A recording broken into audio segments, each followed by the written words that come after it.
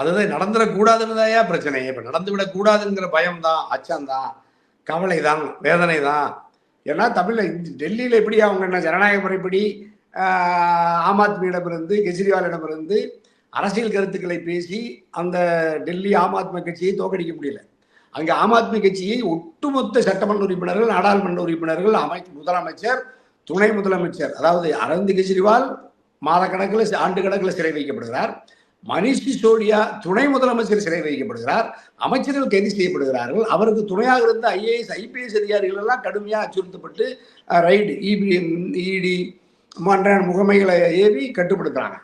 அப்படியெல்லாம் அவர்கள் தேர்தல் பரப்புரைக்கே வரக்கூடாது, தலைமைச் செயலகத்துக்கே வரக்கூடாது என்றெல்லாம் அரசு இயந்திரத்தை பயன்படுத்தி ஒரு சர்வாதிகார போக்கோடு தான் ஆம் ஆத்மியை அழித்து பாஜக ஆட்சிக்கு வந்தது. கெஜ்ரிவால் இவர் ராமரை வணங்குகிறார், கெஜ்ரிவால் அனுமனை வணங்கினார். அப்ப அங்க யாரு ஜெயிச்சாங்க? அனுமனா ராமனாங்கிறது பிரச்சனை இல்லை. அதிகாரம் இவரிடம் இருந்ததனால் ஈடி சிறைப்படுத்தப்பட்டு அவருடைய கை கால்கள் கட்டப்பட்டு குரல் வலைகள் நெரிக்கப்பட்டு அங்கு ஜனநாயகம் அவருக்கான சுதந்திரம் மறுக்கப்பட்ட நிலையில தான் அது தோற்கடிக்கப்பட்டு வரும்.